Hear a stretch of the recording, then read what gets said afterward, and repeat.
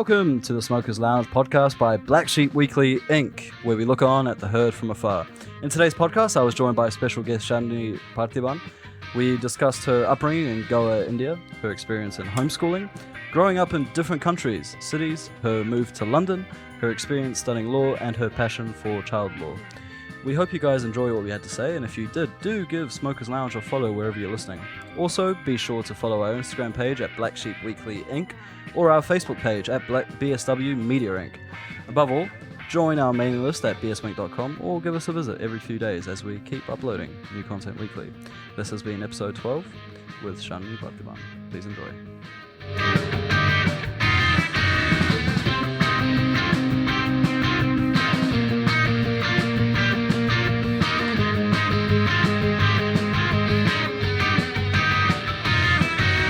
Hello, welcome back. Smokers Lounge podcast, episode number 12. Amazing, we got here. Chandini, I completely butchered that name, pronunciation, is joining us today. She lives at Wood Green Hall of Residence with all of us, and we've known each other for probably about 9 months now, right? Yeah, I think so. You weren't here last year, right? No, I moved in this year. Well, sort of last year, end of last year. You moved? Oh, okay. Yeah.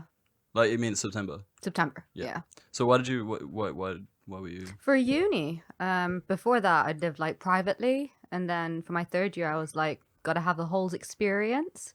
So, of course, Wood Green was like definitely my main choice. Really? Oh, yeah, definitely. This is the last choice I had in my Top mind. I don't know place. about anyone else in this room, but I mean, honestly, like I was desperate for a place, and I had student accommodation with Kings, but I decided expense wise it would be better to live in an area that was cheaper.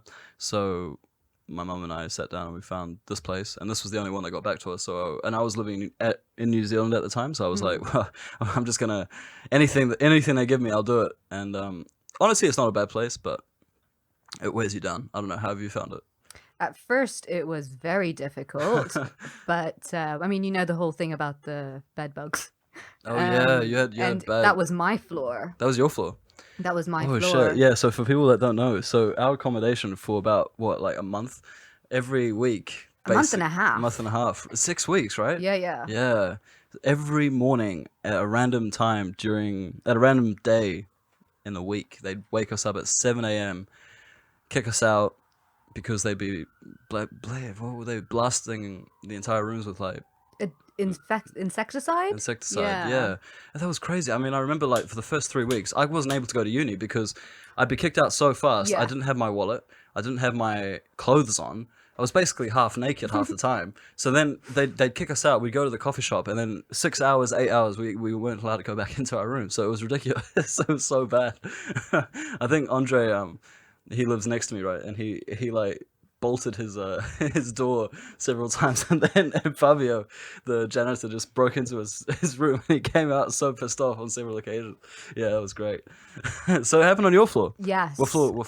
Fifth floor, yeah. And well, when I moved in, 3 people had already moved out because of the bed bugs, and they didn't tell me. Oh, shit. And I went to them. I was like, what the hell? I've got bed bugs in my room. You had bed bugs? I found 2. Yeah. Oh, shit. How big are they? I've never seen them. They're like little mite size. Like, have you seen fleas? They're about a size of a flea. Oh, wow. Yeah. And they get right into the carpets, right into your bedding. And it's a nightmare. But so far, so good. We got new mattresses, and they removed carpets and things like that. And we haven't had an issue since.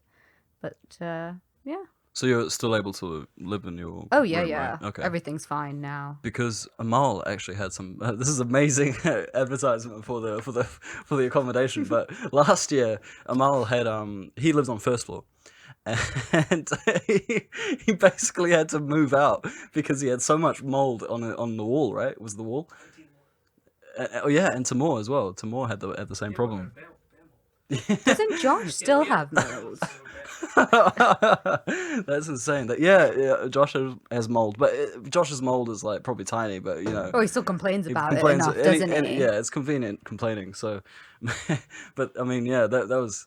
So I don't know how they it's mind blowing how this place is still open. But hey, that kind of brings me to the next point we were talking about just earlier before we went live. Was this whole quarantine lockdown stuff, right? It was like how we are actually pretty lucky to be living in accommodation, so we can still kind of see people. Yeah.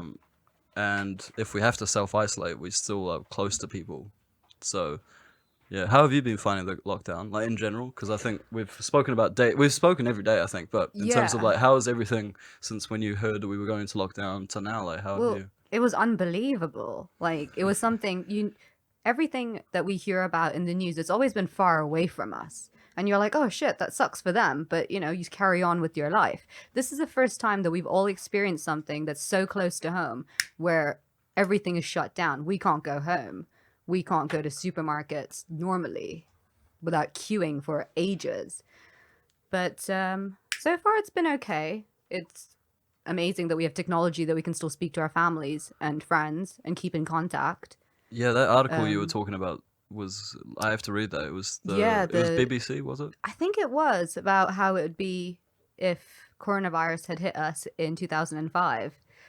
And that really opened a lot of eyes. We didn't have, like, Facebook was still in America, but just mainly for university students. No, it wasn't Snapchat. Well, Snapchat wasn't a thing. Right, yeah. We didn't have WhatsApp and things like that. Skype had just come in. That was very new. Can you imagine? We'd have to be like writing letters and stuff like that. Yeah, or like using the same, like, do you remember the phone box? I don't know, I never used that. That was before my time, but phone boxes used to be a thing, like the red phone box. Oh, yeah. In London, you'd have to use that. Imagine how infested that would be. Imagine if that happened in 2005. Like, we were in 2005 right now, and we had to like go to a phone booth or whatever and just get into it, and we have to there's like a massive line, and there's like a set time you go to it. That would be so messed up. It would be the most disgusting place to go to as well. Probably worse than a public bathroom in a way. Definitely. I mean, imagine what happens at night with those things. Anyway. Well, I kind of don't want to now. But... Yeah, well, So anyway, tell us about yourself. So what do you study? I study law. I'm in my third year. It's been a fight to get here, but it's so far so good. Yeah. I mean, educational wise, I've always had it quite difficult. I was homeschooled from like year 1 to year 8 because my mum was like a missionary. She traveled around India a lot.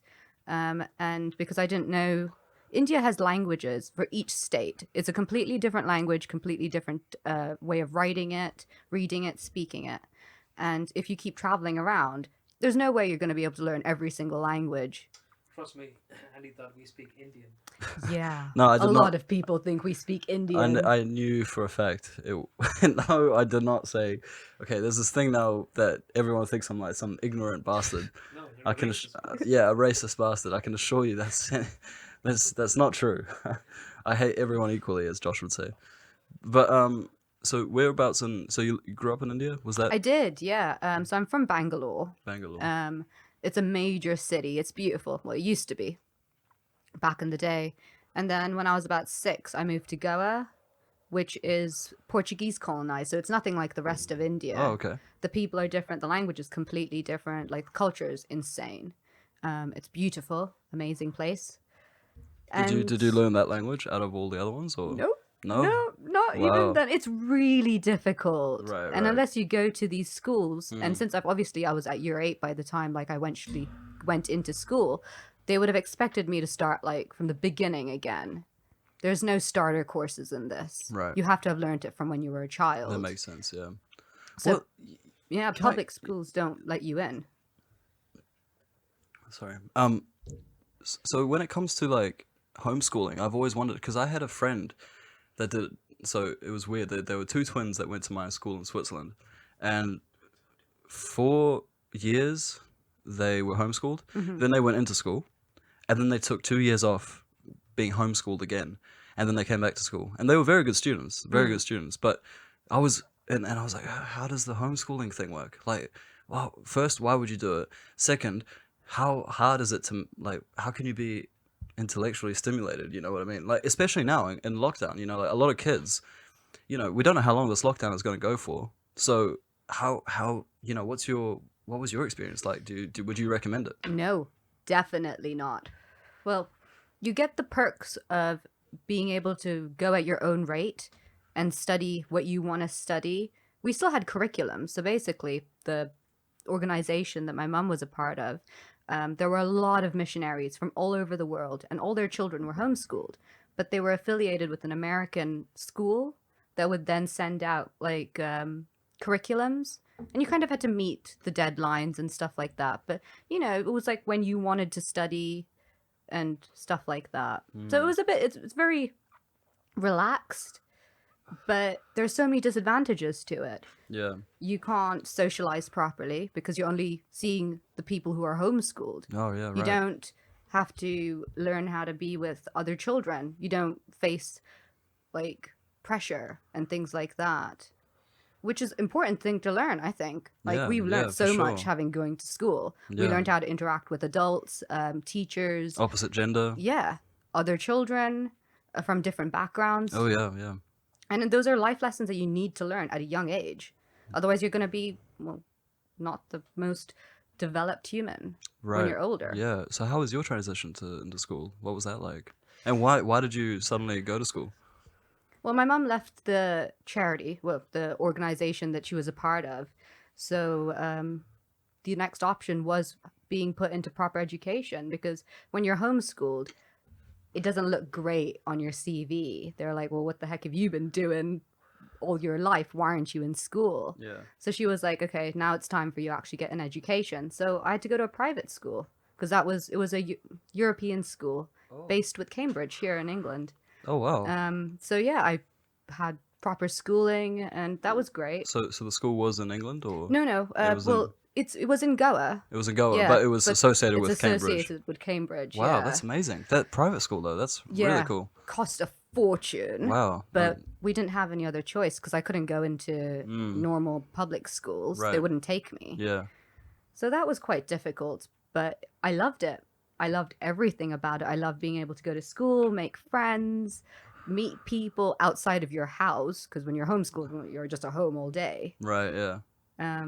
But yeah, it was a really good experience, school. I mean, I loved it.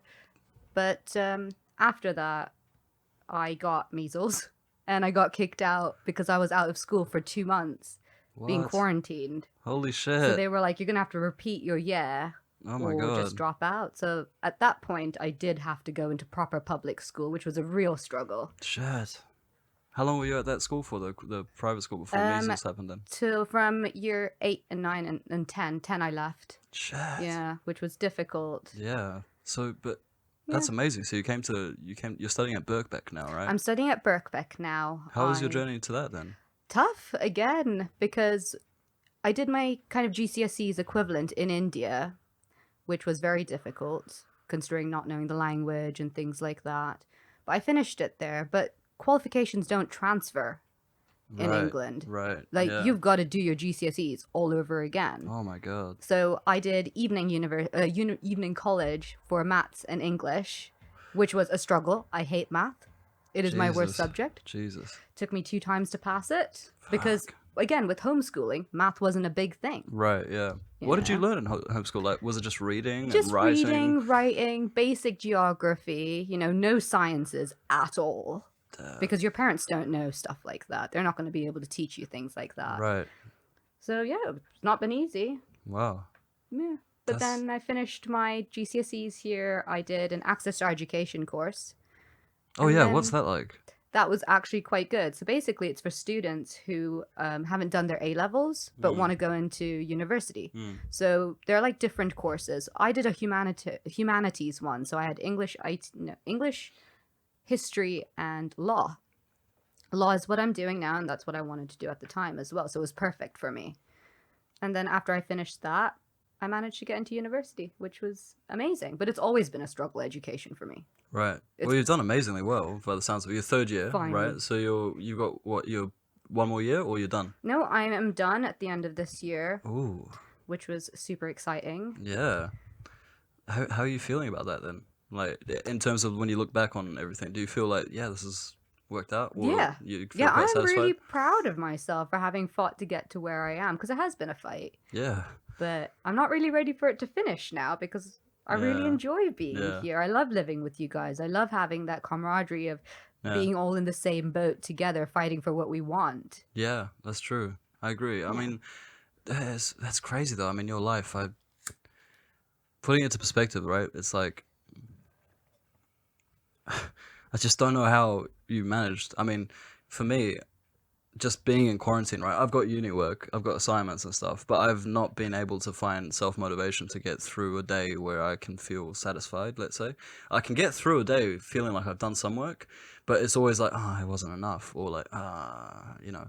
But in a sense, did that help you, maybe? Like, did you kind of develop your own self-discipline because you had to? Yeah. So, That has actually helped me a lot having been homeschooled because that's the normal for me to stay home and study. You just get on with it, and if we have deadlines, we just have to meet them. So, I mean, obviously, it's still difficult yeah. to motivate myself. It's been a long time since I've had to do that. Were your parents quite like onto you when it came to school? No, not really. Right, that must have made it even My harder. mum was a little bit of a hippie. And, Right. missionary, traveled a lot, so right. wasn't there. I lived with my grandma, so she'd be in and out. But yeah, she would just believed love was the The way forward. the way forward. She's possibly the most loving person I know.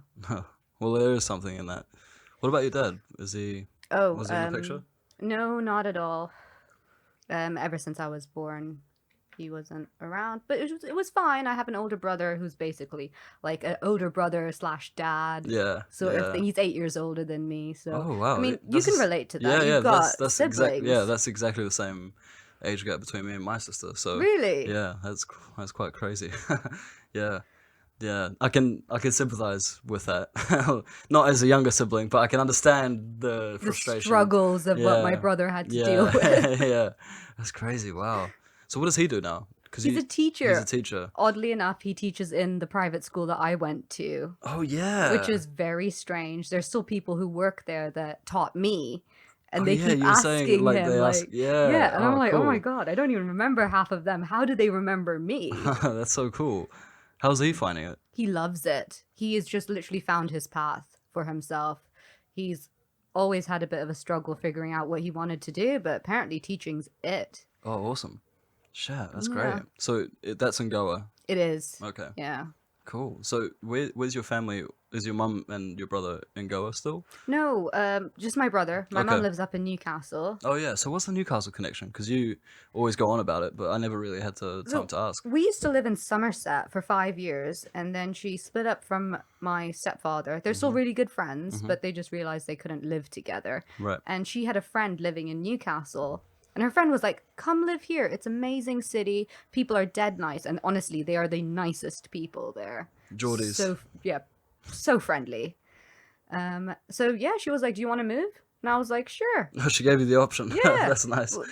Yeah. Do you want to move? And I was like, yeah, I'll go on. I've always moved, so it's not weird for Nothing me new. to just. It's exciting in a way, change. right? Yeah, I Yeah, love moving. yeah. I get a bit of a rush from it. Yeah, it's like, ooh, new Yeah. time, new me, really, isn't Well, it? you'd get that. You've Yeah, moved all yeah, over the yeah. place. Yeah, yeah. It's the same kind of thing, really, isn't it? It's like, you know, except it was never really, my parents would just be like, yeah, we're We're going. moving. But yeah, it's a cool thing, I find, anyway, because you kind of like feel like you can start again. Like you get a I second love chance at starting life. again. It's like, yeah. So why London? Why did you want to study in London? Was it? Did you consider London, or was it It just, was, okay. yeah. I'd applied for a few universities all over England, and I didn't get the grades for some of them, but I did for London. I got my grades for 2 of them in here. So I was like, great, why not? I mean, so many people want to move all over the world and study in places like New York and Paris and London. I've got the perfect opportunity to do that. Yeah, yeah, So it was just, let's do it. yeah. Cool. And I got lucky because my partner wanted to move here as well for UCL. So Awesome. yeah, still doing that. So your law degree per se, was that a struggle when it came to starting uni, or did you feel like it's been pretty much what you expected? It has been a struggle. It wasn't what I expected. There's a lot of reading involved that they do not tell you about. and Shit, they really? expect a lot. But it's been good. I've enjoyed it. I found things out about myself and my likes and dislikes. Things I thought I would love, I ended up hating. And things I thought I would hate, I love. Like right now, I'm super into child law. It's what I want to be. I want to be a child lawyer, or a family lawyer, really. And What about it yeah. have you found so interesting? Well, thing is, I've always kind of worked with children my whole life. Okay. So my mum runs a charity in India for street children. Oh, wow. Wow, And that's cool. she started about 15 years ago. She used to, obviously, she worked at the same time as she was a missionary. She worked for a company that sold pools. So she'd drive around, go to like different hotels and stuff and work with them. But she saw a lot of homeless children or children begging on the street. And she was like, what is happening? Why aren't you in school? So she'd stop and speak to them. And because they were migrant workers from Karnataka, she spoke the same language as them. Oh. So she was able to communicate with them and be like, why aren't you guys in school? And they'd be like, well, again, language barrier. They didn't speak the language. They couldn't be in proper schools. Do anything, right? And they couldn't afford it as well. In India, education's not free.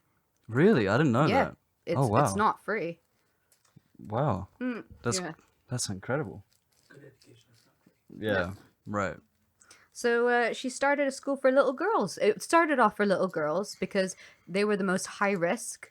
She saw a lot of them begging and a lot of like people kind of being predators around them. Right. Yeah. And she was like, no, if I can do something about it. So she basically she rented a building out. She hired a few teachers, hired a cook and a cleaner, and just went around the slums in India, in Goa, being like, if you have children who want an education, please bring them to us and we're going to teach them all the basics. So they get English, math, and basic like other subjects. And after 3 or 4 years, they're sponsored into mainstream schools. Wow. And Wow, that's amazing. What's the name of this place? it's called New Horizons. New Horizons. Okay. Yeah. It's now been taken over by a friend of hers who Okay. runs major schools in Bangalore. They've got Fuck. over 1,000 students. But because she lives here, she wasn't able to kind of manage it. So yeah, she's given it over to a friend. That's amazing. I'm just sorry. He just passed me the thing to look at the human trafficking in Goa. Yeah. That's a big it's thing there, is it? very big. Damn. And that's why it was for girls at first, but then she couldn't say no to the boys. So Right, now it's yeah. just all genders, all ages. They start off quite young. She's had people bring babies in, and it's kind of like a crash for them, Oh, but then cool. they get bigger and then they start like their education. She has so many children who have now finished like year 10 and who are in apprenticeships and stuff. That's amazing. It's so amazing. So I think that's why I love child law, Yeah, because it resonates with me and what my family have done for years. absolutely. And I just want to make it my field and do better in it and make lives better. What about child law have you found that's so obviously you have the history and the context for it.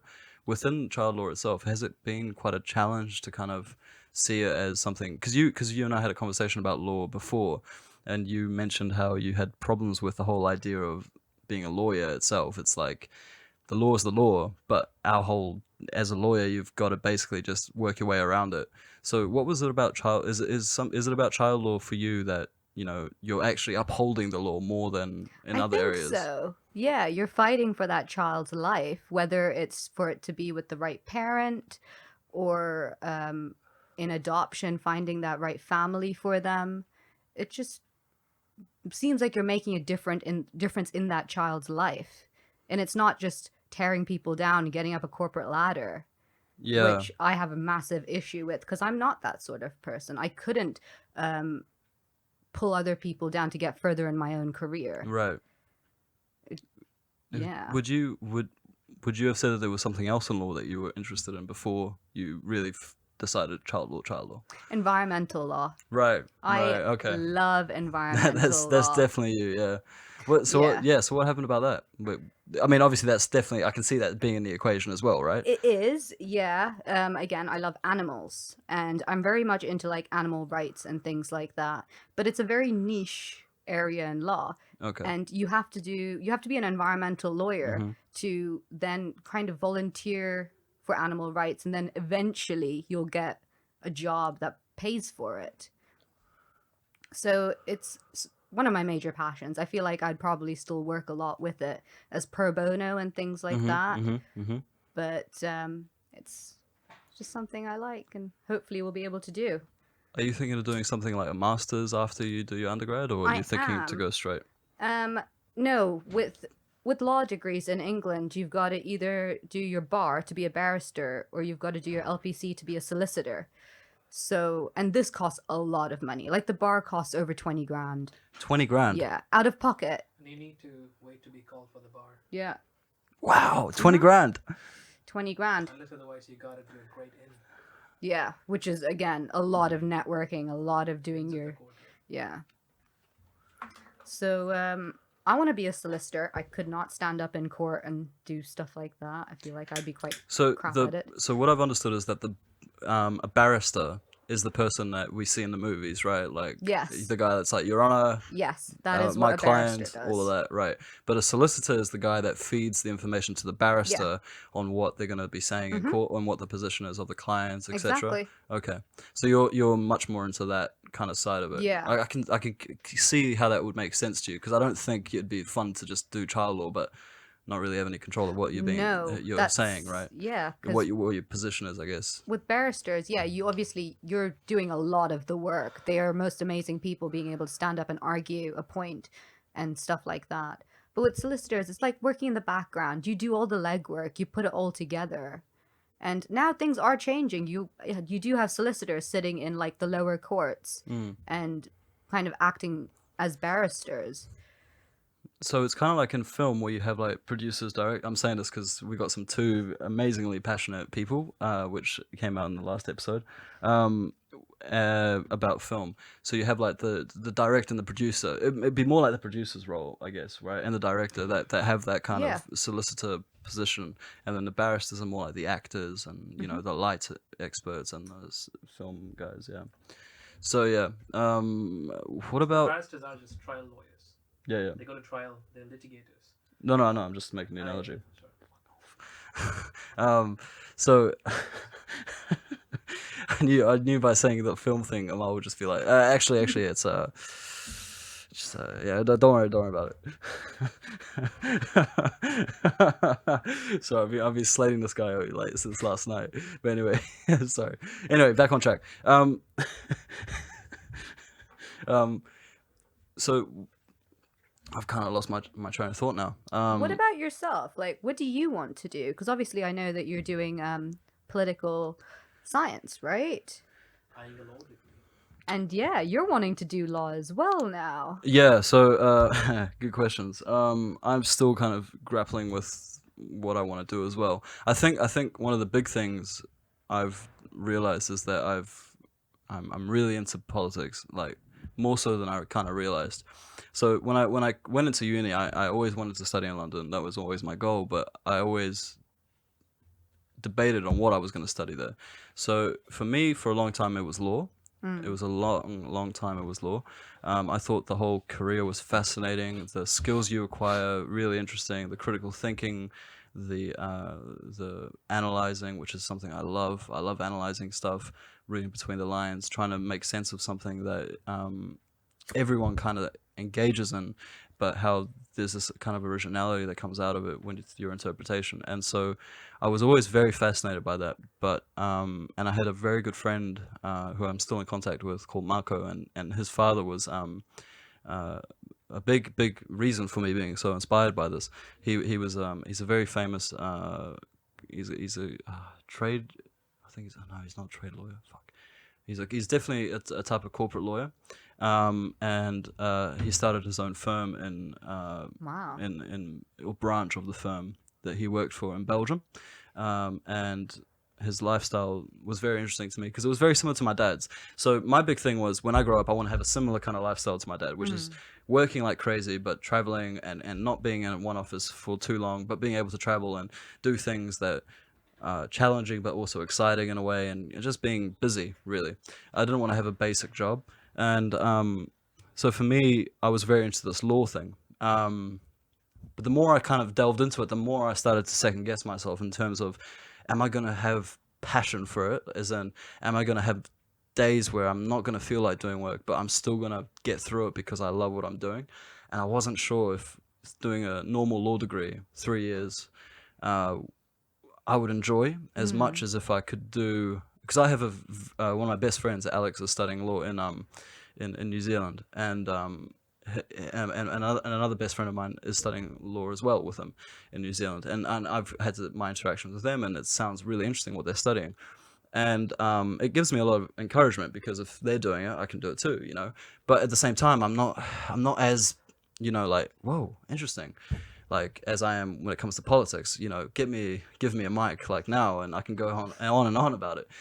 Politics has always been about part of my life anyway. You know, it's about over the dinner table, over, you know, coffee with my granddad in Greece, you know, anything. My granddad, for instance, will just come to me in a random setting in Greece and just complain about how, you know, the Turkish government has done something crazy on the border with Greece, and no one's talking about it because it's this propaganda of the US to influence the EU to allow Turkey to have more EU rights. It's like, you know, so cool. But at the same time, I was like, yeah, but I don't really know much about politics. I love it. I read about it, but I don't know what it's about. So I was like, fuck, I'm just going to do that. I'm going to go to uni. I'm going to do the politics because I love it, and I know that I'll be interested in it. Thankfully, I done 6 months in New Zealand at Victoria University of Wellington, where I did basically a semester there doing 2 modules. I did Introduction to International Relations, which was awesome, and Introduction to Comparative Politics. So you were basically comparing different types of countries against each other, how they operated, what were their similarities, what were their differences, how do they function, why is it that one country has a parliamentary system, for instance? Why does the US have a presidential system? Like, why would you have that? Or what is a federal system? Why is that a better alternative in some countries than God, let's see. Here we go. I have brain freezes. But compared to, like, you know, a parliamentary system, you know, why is that the case? You know, what makes something better? Why is it in some countries less centralized power is a better source of government than one that's more dispersed, like we see in the US? Why do people accept that? So for me, that was always really interesting, and I always found it fascinating because I never knew about it, but we take all these things for granted if you think about it. Yeah. And so yeah, I just decided I wanted to do that, and only recently have I really kind of started to open my eyes to doing something in politics after uni, because I thought at the time, going into doing a politics degree, that I'd do that, enjoy it like crazy. I'd do my best to do very well in it, and then afterwards I'd come out of it, do a law conversion course, which is something you can only do in the UK, that I thought was a great idea because I wouldn't have to do 3 years. I could just do 1 year. I already know about what my strengths and weaknesses are in a university setting. I'll do 1 year. I'll work extremely hard, get that on my resume, cool, set. But I never knew what I was going to do after, right? For a while I was thinking going into corporate law, you know, doing something there. At the same time, I was thinking of doing something in politics in New Zealand, getting involved there. Didn't really know what I was doing, to be honest, if that makes sense. But to put it simply, there was an email that was sent out about this seminar for 4 hours on political risk management. And this was like amazing for me because I had done all these conversations with Amal, who is, as you know, an encyclopedia of incredible information. So I was always asking him, like, "Hey, what do you think? You know, what could I, you know, with the skills that I have, where would you put me?" And he kept telling me, "Risk management, bro. You got to go into risk management. That's so you could definitely do that." And I was like, I don't know, man. Like, it's very finance. It's no, you know, I'm not really into that. Like, I could do that for 3 years, sure, but like, it's not. yeah. So this email comes out and it's like political risk management. I'm like, oh my God, what's that? And I go to Amal. I'm like so excited. I'm like jumping on him and everything. And he's like, firstly, social distancing. Secondly, amazing, do that. So we went. So I went to the seminar and I was just mind blown. I was like, this is what I want to do.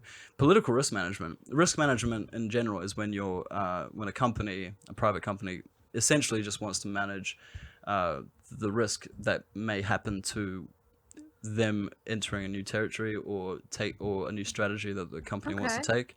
So a classic example would be, okay, so Apple has just released a new iPhone. Samsung wants to do something to compete with it. Is this going to be viable for the market? What are the risks for that? How's the market going to respond to that? I'm sure Amal is shaking his head right now and and saying that they are missing it. I'm bastardizing the definition of it, but essentially it's looking at the risks involved with a company's decision to going into the future regarding a business idea that they've developed, or in response to how the market's going, or in response to a new venture that that another company's taken that may threaten them. So it's a lot of analysis in that field, in the market and stuff. Political risk management, a lot simpler to define, but a lot more, I would say, challenging, because you're considering political elements that could prove very problematic for a company to operate in. It can be in a private capacity, so I could be working for, like, let's say Goldman Sachs, advising them, okay, well, you don't want to go into Syria right now because there's a war going on, or you don't want to go into this part of Lebanon because Hezbollah has control over this region and you're not going to get a lot of customers, and there's not a lot of people that want to associate themselves with you because they saw how badly you were in the 2008 financial crisis, so you might want to stay away from there. Or it's not going to last long, your position in this country, because their neighbor's going to take them over in an potential invasion.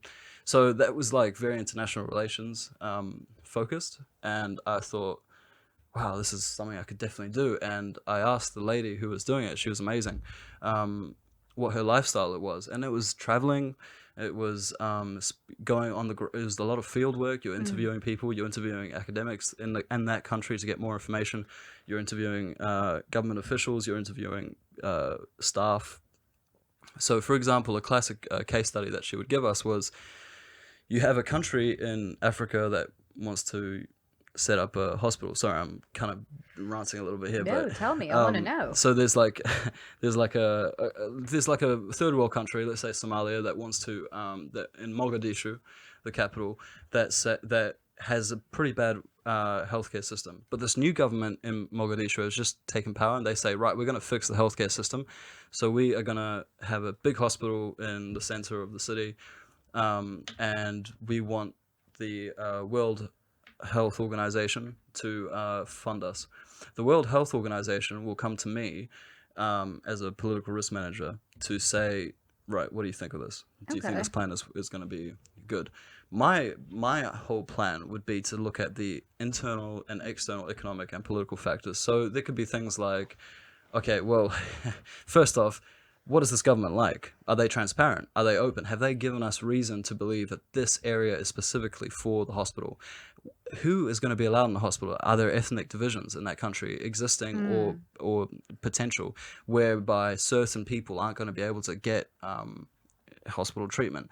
What about resources? Are they going to have access to them in the long run?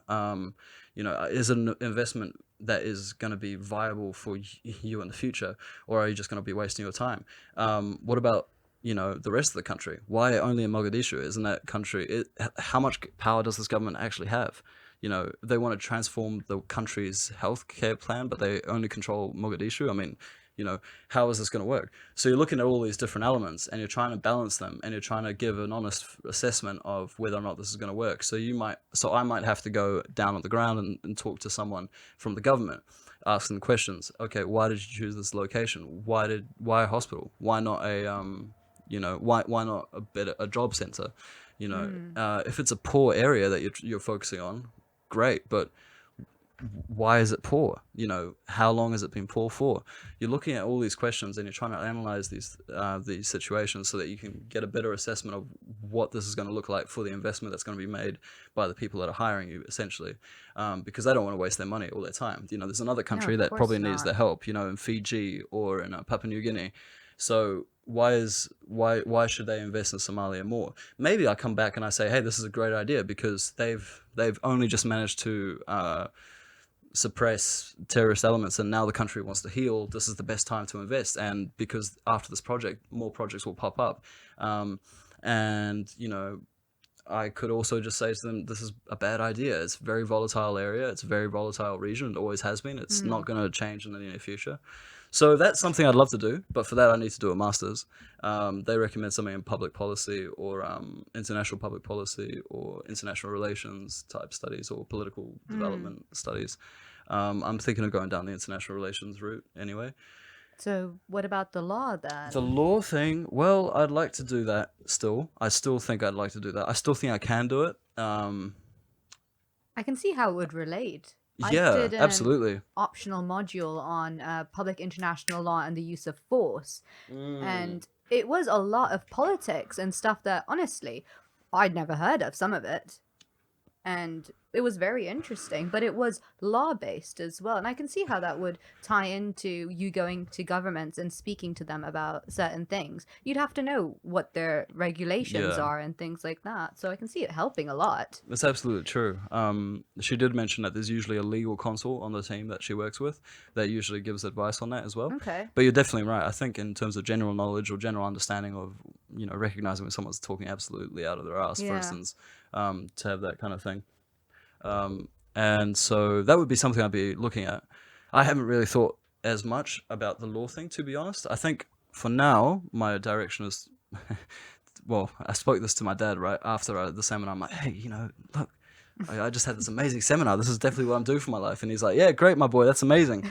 Get your law degree first. At least he's supportive. No, of course he is. But it was just funny how it, he's been very interested in my politics degree, and now all of a sudden he's interested in me getting this law degree. So it's quite funny. But anyway, no, I think for sure I'd probably do the law degree after the masters in whatever the relevant. You're looking subject at I'm a doing. long line of education. Long line, yeah. I love education though. Like, it's so cool. I don't know about you, but I just don't want it to end. Yeah. Like. All right, if you can afford it. Oh yeah, great if you can afford it. Yeah. But no, I love education. Yeah. It's a rush. So, what about your experience with living in the UK? Like, how was that transition? Because I've only lived here for a few years as well. It's not too bad. I mean, I've lived here for nearly 9 years now. I got lucky because living in Goa, it's tourists year round. Like, you've got 3 months of monsoon where that's the only time you won't find any foreigners around. It's just locals. But that's it. The rest of the year, it's foreigners in and out, lots of tourists, lots of expats who've moved to Goa and decided this is the place for me, I'm staying. Amazing. What's the population?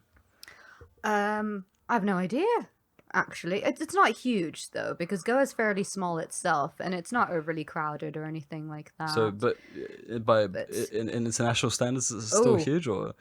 It is. I think Yeah, I was the just gonna say, foreigners outweigh the... Oh, yeah.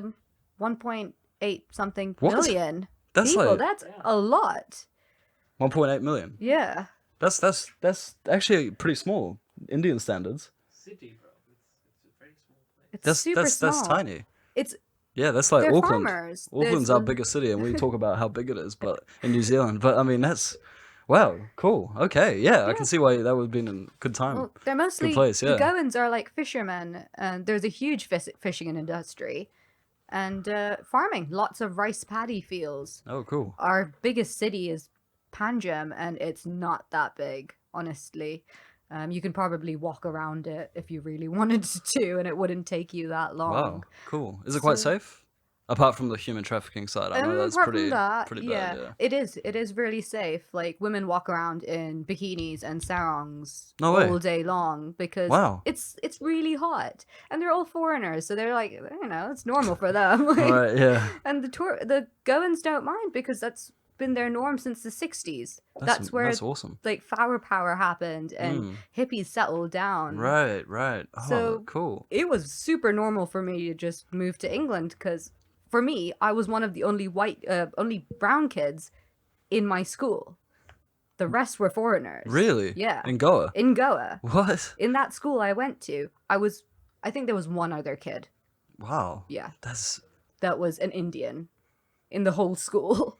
wow. That's So yeah. coming here, I was like, this is just normal. normal. It's just colder here. Wow. Yeah, I can imagine. Somerset sounds nice though. It was all right. Very boring though. Yeah. Yeah, super boring. It's quite small, isn't it? It's a big place. They're like small villages But in it's it. the area is quite The area spread is out. quite vast. Okay. Yeah. And it's beautiful. Just fields and farms everywhere. They do a lot of like cider. And Oh, okay. yeah, Cider's Somerset nice. cider, apple Yeah. cider, amazing. Oh, cool. Best thing in the world. Yeah. On a hot summer day. Have you gone back there, like, to visit? Nope, not even Really? once. Oh, wow. I That's- have a thing. I rarely go back when I leave a place. Yeah, I think I know what you mean. What's your reason? Is it just I'm you just done with done it. with it? Yeah. You know, I left for a reason. Yeah. I don't see the need to go back. Right. Yeah. I mean, I still have friends there, but I see them in London when they come to visit their families here and stuff like that. But I just don't really feel a need. Right. Would you ever go back for like a visit, just just a weekend or something like that, to anywhere that you've lived? If there's any mean- place that you've lived in throughout your life, where would it be? Apart from Goa, I wouldn't go back anywhere else. Wow. Because Goa grows on you. That's Mm. probably why it's been filled with like hippies and tourists since the 60s. They come and they never leave because it's amazing. Wow. Cool. Yeah. But apart from that, no, I don't think I would ever go back. That's, It's just not something I really do. yeah. Right. Yeah. What about Newcastle? I would go back there because I have family there. Mm. Yeah. But I mean, in terms of but- like, In terms of moving back, I was considering it. But so far for graduate schemes and jobs for lawyers, there isn't anything there. Everything I've Okay. seen is in London, and that's understandable. This is like the hub. mm, This is where people come to work and things like that. And yeah, I'm okay with it. Like, I'm happy to stay in London and live here and work here. It's been an amazing experience, so why not? yeah, London's amazing. I'm very curious to see how, the professions like law, if that's gonna radically change after this quarantine is over.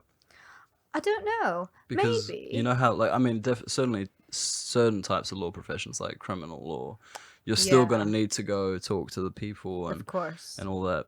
But I'm talking like more like I guess corporate law in a way. You can probably do that at home if you have all the resources with you. Mhm. I'm surprised you guys still have to use books. Like Oh yeah, can't you guys just get like a digitalize digitalized everything. thing? Yeah, Our books are huge. Yeah. So it would probably take a really long time. I Yeah. remember one of my teachers saying, this was when I was in college, they were like, there's not one person who could possibly read every single law book in one lifetime because there are so many and they are so big. yeah. It would just not happen. Do you have to do so? In I know that in the US you have to. You're like it's well known that you have to like spend. So not only do you have to pay a lot for the law degree, but you've also got to pay a lot for all the books. Is that something that you have had to go through, or? It was at first. I didn't really take stuff out of the library because there's a very limited amount as well of books. I think it's 3 books to a class of 30. That's what one of our teachers told what? us. Yeah, 3 books in a library to a class of 30. That's their limit. And I mean, they have like online journals and things like that, Okay. which really help. Okay, yeah. But if you want a core book that's been recommended to you, you either take it out real quick and hope that nobody else decided they're going to need that law book, or you pay for it. And some of these go from like 30 to 80 quid. Holy shit. Yeah. I think in my first year, I spent about 500 quid on just books. 500. And it was about 250 quid a term. And we do 2 terms, so it's Jeez. teaching. So yeah, about 500 quid. But then I learned very fast to be the first person to take those books out. Right. Yeah. And ever since then, it's been okay. But a lot of students sell books as well on like eBay and Okay. things like that Okay, for yeah, a bit yeah. cheaper. Okay. But it's still expensive because they've Yeah. had to spend so much. It's only understandable that that they they're- have the similar price. I guess. exactly. Okay, so explain to me this as for personal indulgence, but also in general. How is law taught? Like in what you've had to experience. Like so you have lectures, you have seminars. Yeah. How are you lectures. assessed? Like I mean, yeah. Essays. Assignments. I mean, sometimes they do presentations as well. I'm doing a presentation for my EU law module this year. It's exam based, so 50% exams, 50% from my presentation. But that's the first time I've done anything like that at university. It's either full assignment based or a half exam, half assignment, or full exam as well, which is going to be really confusing this year because three of my main modules are all exam based. There's no Wow. essay in it at all. And with the quarantine, we're not really sure what's happening. Yeah. Like, because either we're going to have like take home exams where it's like a short period of time where you can just do the essay. That's what I've heard from other people who are in the same situation. But it's also quite scary because this is our last year. This is our last Yeah, year this to is the do big really moment. well. Yeah. Yeah. We're not going to get another chance to do this. Shit. So not having access to the library, to books, study material, that's terrifying. Yeah. What about writing essays? Because I think, well, I've heard from my friends in New Zealand that study it, and also in general, like from personal research when I was thinking about going into law, that the actual writing process in law is very different to what other people understand as an essay. Like, is that true? I wouldn't know because all I've ever done is law, law. right? Yeah. So what is the process? What do you go through? Like, how is it structured, and what do you have to So- write about? It depends really.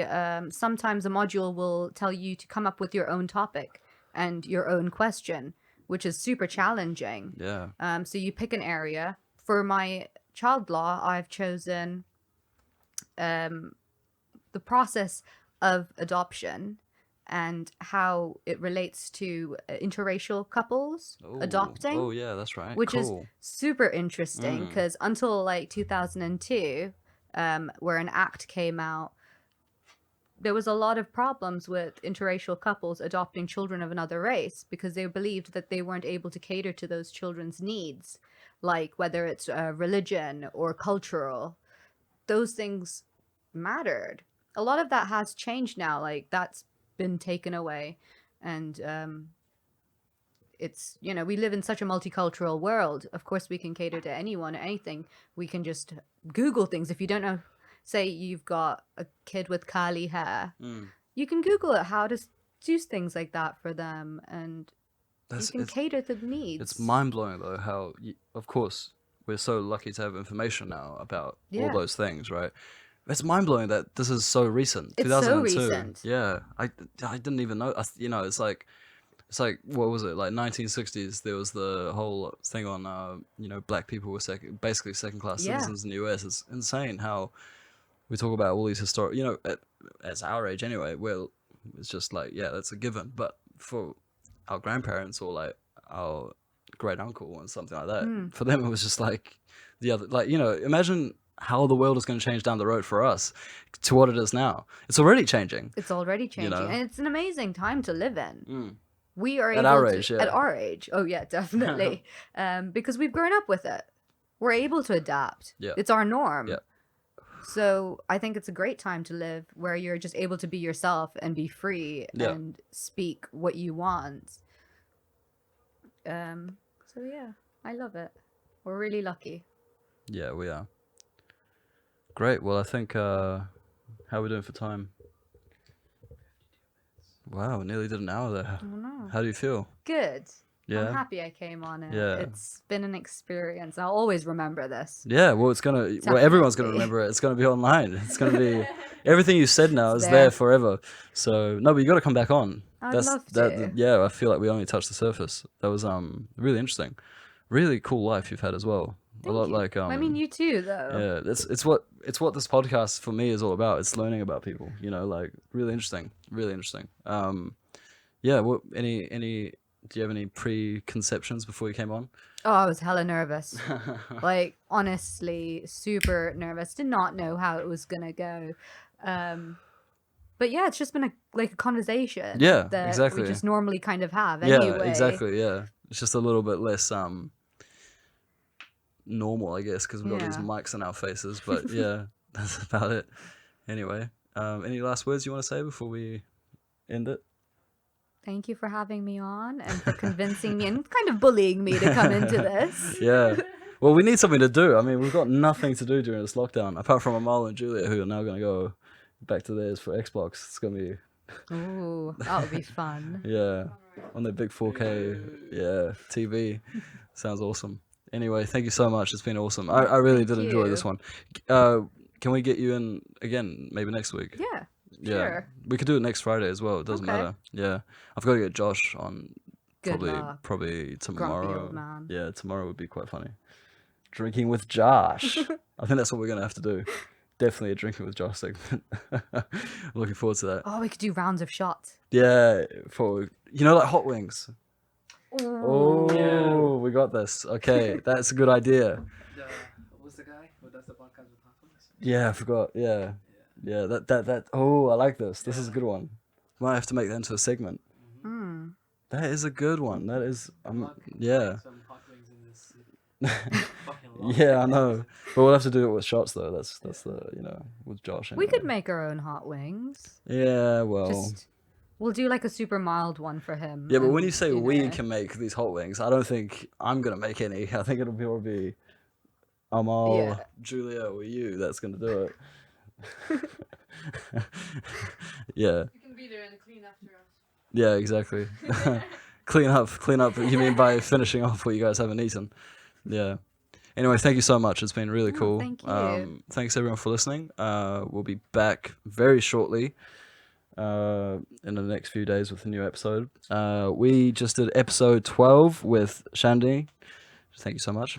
And see you guys all again very soon. Stay tuned.